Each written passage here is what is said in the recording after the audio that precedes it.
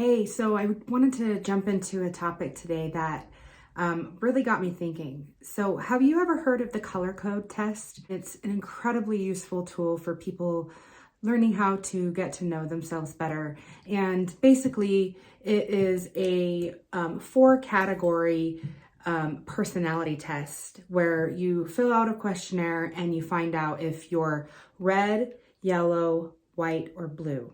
And to, keep it succinct and short and sweet. So red means you're like a leader. Some of the like lesser traits would be that you might be power hungry or bossy. Yellow is like your fun loving, party person, super extrovert. And these people can tend to be a little bit flighty. White would be like your peacemaker, and they can tend to be a little passive. And your blue are your sensitive people, your feeling people who maybe tend to be a little judgmental. So those are the four main categories. And of course, people can have your primary color with your secondary color underneath. So I took this personality test in high school, and I filled it out, and it said to fill it out as if you're a child.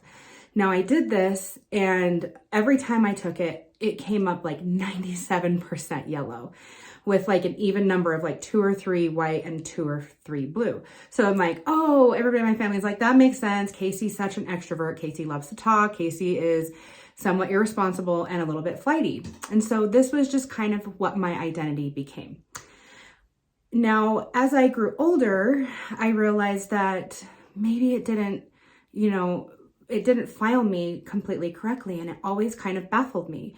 And then I was talking to a friend the other day, and I had an aha moment, and I wanted to see if this has happened to anyone else. So I was talking to a friend, and she said that her husband was a difficult person. And I asked her what she meant by that. And she said that all of her siblings had married difficult people.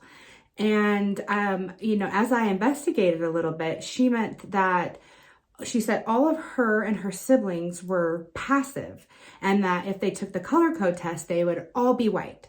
Now, I happen to know this friend pretty well. I've known her since high school.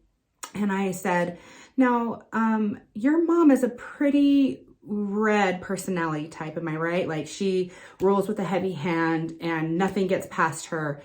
And my friend said, oh yeah, my mom would not have allowed any of us to be anything other than a white personality type, passive. And I watched the light go on in her mind, and the light went on in my mind. And I said, what if you and your siblings may be a different personality type, but it just wasn't allowed to be fostered? And then I got thinking about myself, and I'm like, I totally have a lot of red. I have all these different facets of my personality, but I am motivated to do things. I'm a business owner. I'm an entrepreneur. There are things that really light me up that would kind of give more red. And of course, the yellow definitely shines through. I'm very outgoing, and if there is fun to be had, I want to be part of it.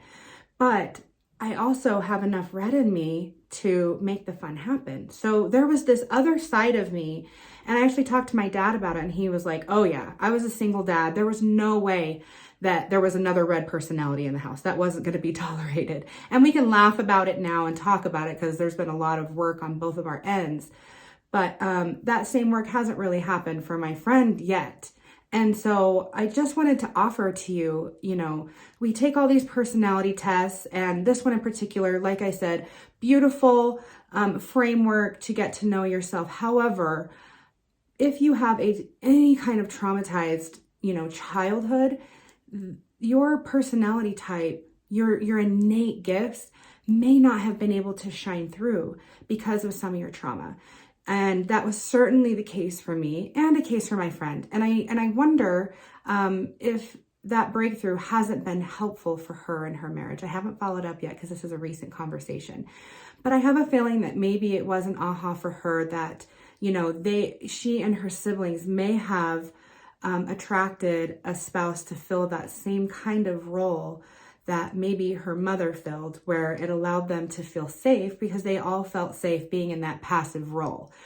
But, and for myself as well, as I've gotten older and as I've kind of come into my more innate gifts, I feel more free to be more myself and not be put in this box. Well, I'm yellow and I'm an unmotivated person. I'm a procrastinator and I don't get things done. And I need a red person in my life to lead me. And that's just not true. I am plenty enough red to get some stuff done.